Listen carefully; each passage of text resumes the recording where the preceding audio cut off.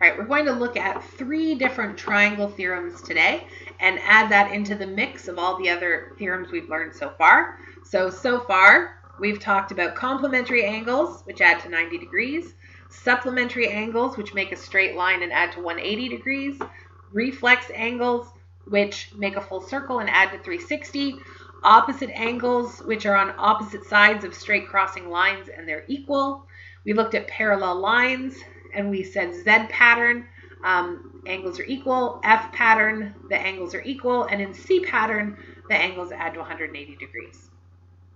So you should, in elementary school, have also learned about triangles and what the angles in a triangle add to.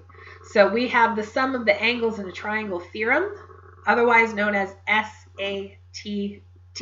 Now we have an SAT, that's that a straight line adds to 180. SATT has an extra T because it's a triangle, right? It's the sum of the angles in a triangle theorem.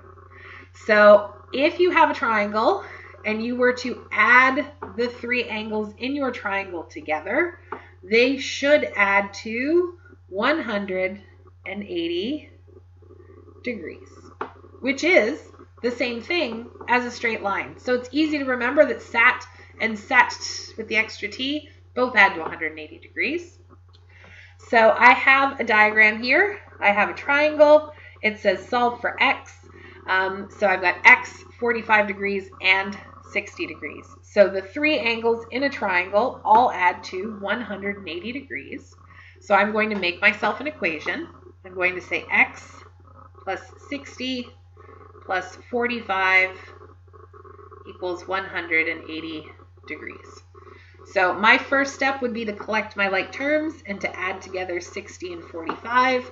So I get x plus 105 equals 180. And then I would rearrange by subtracting 105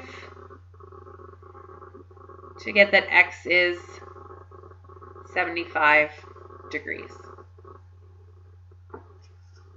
So there are some specific types of triangles that we are going to look at. So there are, with triangles you can have equilateral.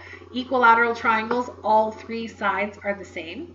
You can have an isosceles triangle where only 2 of the sides are the same and 1 is different. Or you can have a scalene triangle where all of the sides are different. So scalene triangles, because everything is different, there aren't any theorems for that, but there are theorems for equilateral and isosceles triangles. So the equilateral triangle theorem, otherwise known as ETT, talks about the angles in a triangle that has all 3 sides equal. So if all of the sides in an equilateral triangle are equal, then that means that all of their angles are also equal. So for my theorem, angle x equals angle y, which equals angle z, but I'm also going to say that equals something else, and we will fill that in a minute. So I have an example here, and it says solve for x. And there is a triangle. It has tick marks to show that all of the side lengths are the same, which means it's equilateral, and it just has an x. And somehow, without any numbers at all, we're supposed to be able to figure out what that is. So if it's equilateral and all the sides are equal, which they are marked as, that means all of the angles are also equal. So I'm going to mark this as also being x and this as also being x. So we just learned, using the sum of the angles in a triangle theorem, or SATT, that these 3 angles in a triangle should add to 180 degrees. So x plus x plus x should equal 180 degrees. Now x, x, and x are all like terms, so I have 3 x's equal 180 degrees. And then if I divide both sides by 3, I get that x is 60 degrees. So in an equilateral triangle, the angles will always be 60 degrees, right? The only way for them to be all the same and add to 180 is if they are 60, 60, and 60.